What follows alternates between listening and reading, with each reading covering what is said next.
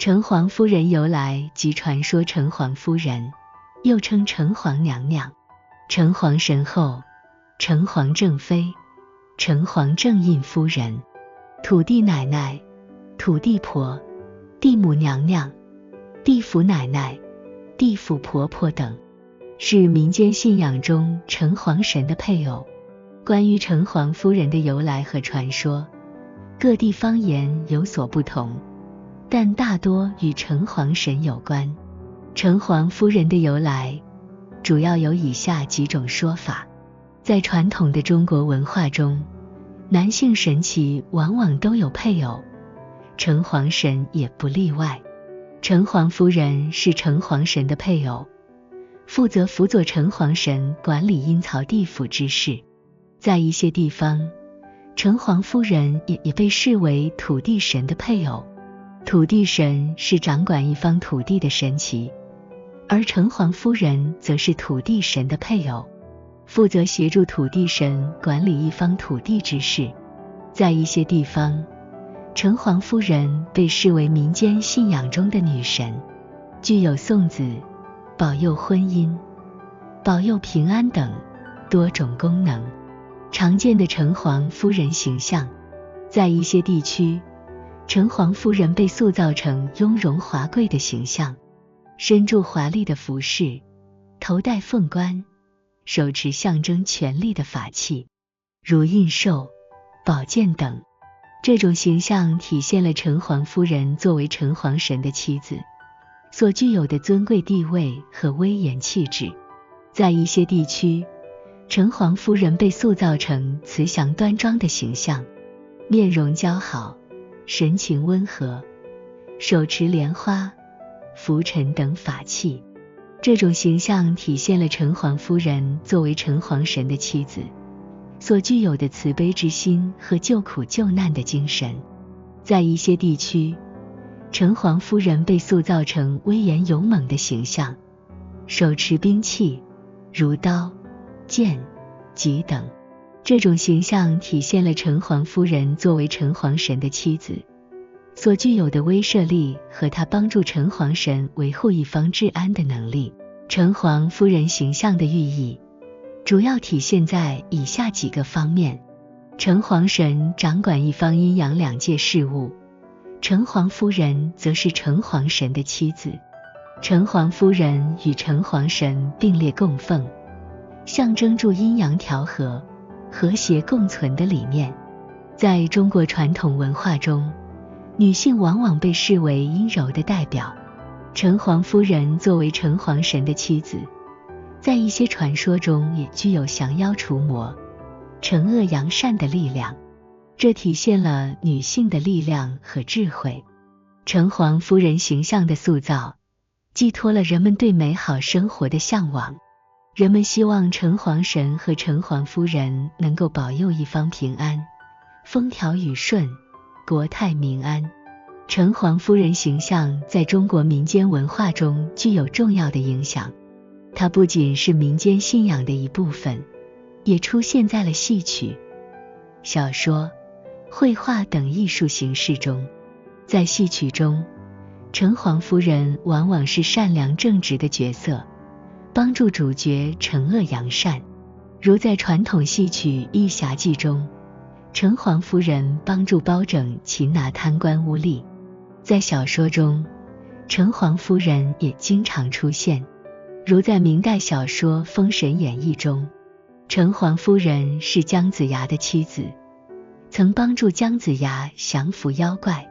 在绘画中，城隍夫人也常被描绘成雍容华贵或慈祥端庄的形象，如在清代画家任伯年所作的城隍夫人像中，城隍夫人身着华丽的服饰，手持莲花，面容姣好，神情温和。关于城隍夫人的传说，各地也各不相同。以下列举几个比较著名的传说。孟姜女哭长城是中国古代著名的民间传说，也是中华民族宝贵的文化遗产。故事讲述了秦朝时，孟姜女的新婚丈夫范喜良被抓去修筑长城，最终累死于长城之下。孟姜女千里寻夫，得知丈夫噩耗后痛哭不止，竟以泪水浇塌了长城，露出了丈夫的尸骨。秦始皇统一中国后，为了巩固统治，下令修筑长城。这项浩大的工程耗费了大量的人力物力，无数平民百姓被抓去服劳役，其中就包括孟姜女的新婚丈夫范喜良。孟姜女与范喜良新婚不久，就天人永隔。孟姜女不相信丈夫已经死去，千里迢迢赶到长城寻找丈夫。最终，她在长城边听到了丈夫的哭声，便沿着哭声找到了范喜良被埋葬的地方。面对丈夫的死亡，孟姜女悲痛欲绝，放声痛哭。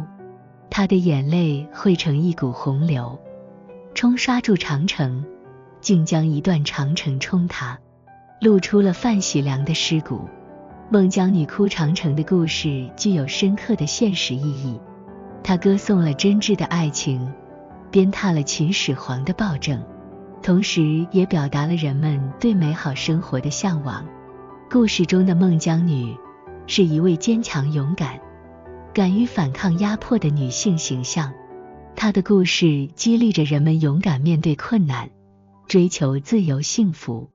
孟姜女哭长城的故事在民间广为流传，被改编成各种形式的文艺作品，如戏曲、电影、电视剧等。故事中的孟姜女也成为中国民间传说中的著名人物。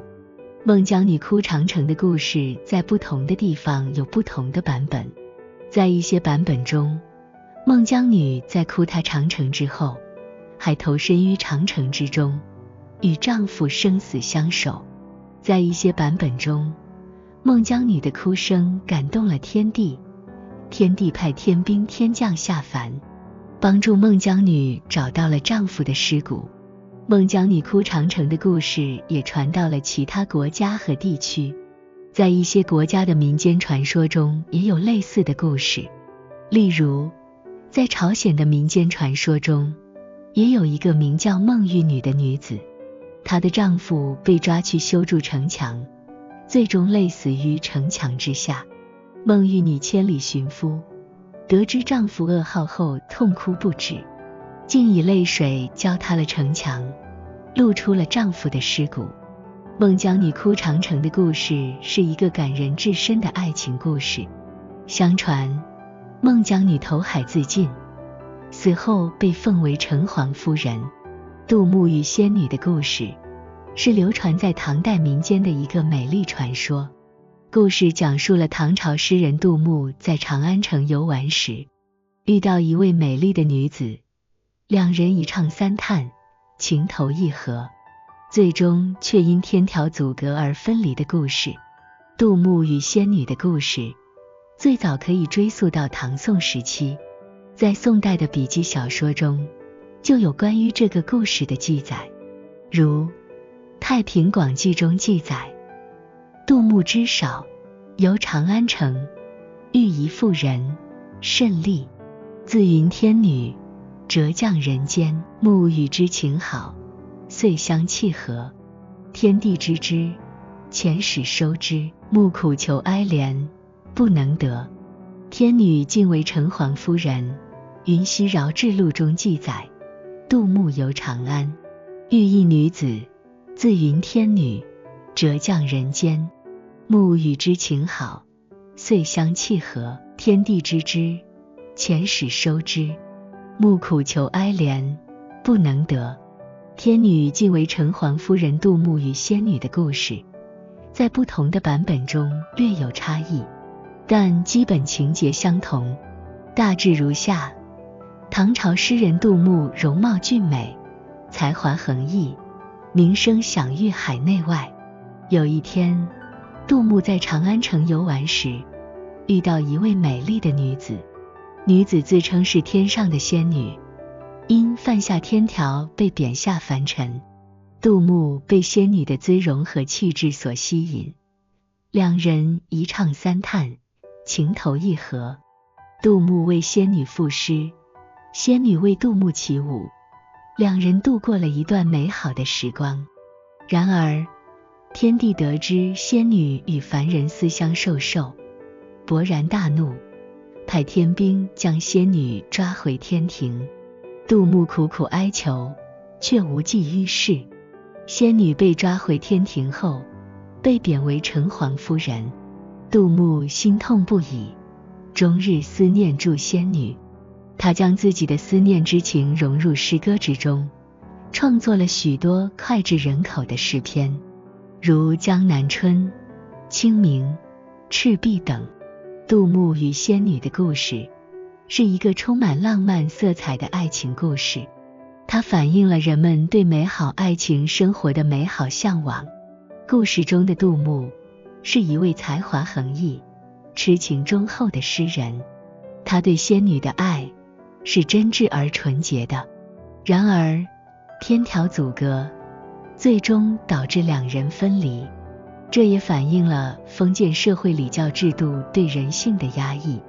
故事中的仙女是一位美丽善良、敢于追求自由的女子，她不甘被天条束缚，勇敢地追求自己的爱情，然而最终却受到天帝的惩罚。这也反映了封建社会对女性的压迫。杜牧与仙女的故事是一个悲剧性的爱情故事，它让人们感受到爱情的美好和脆弱，也让人们反思封建社会礼教制度的危害。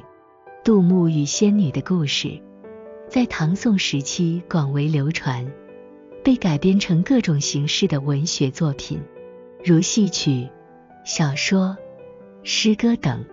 故事中的杜牧和仙女也成为人们心目中的爱情偶像。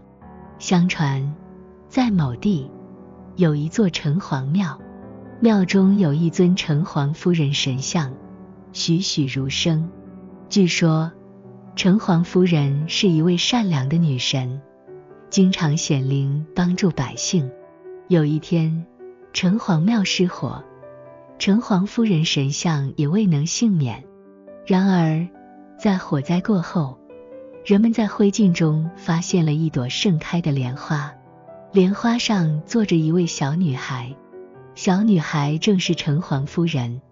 她再次化身为人，继续守护着一方百姓。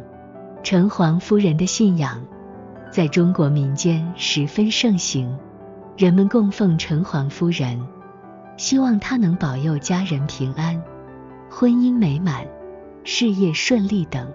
城隍夫人的神像通常与城隍神一起供奉在城隍庙中。城隍夫人的形象大多为端庄秀丽的女性，头戴凤冠，身穿霞帔，手持花篮或宝印。在一些地方，城隍夫人也被视为送子娘娘，人们会在求子时向城隍夫人祈求送子。城隍夫人的信仰反映了中国民间对阴曹地府的信仰。城隍夫人作为城隍神的配偶，在阴曹地府中扮演着重要的角色。她不仅是城隍神的助手，也是一方百姓的守护者。城隍夫人的信仰也反映了中国民间对美好生活的向往。人们供奉城隍夫人，希望她能保佑家人平安、婚姻美满、事业顺利等。城隍夫人是中国民间信仰中重要的神祇之一，它代表了人们对阴曹地府的信仰，也反映了人们对美好生活的向往。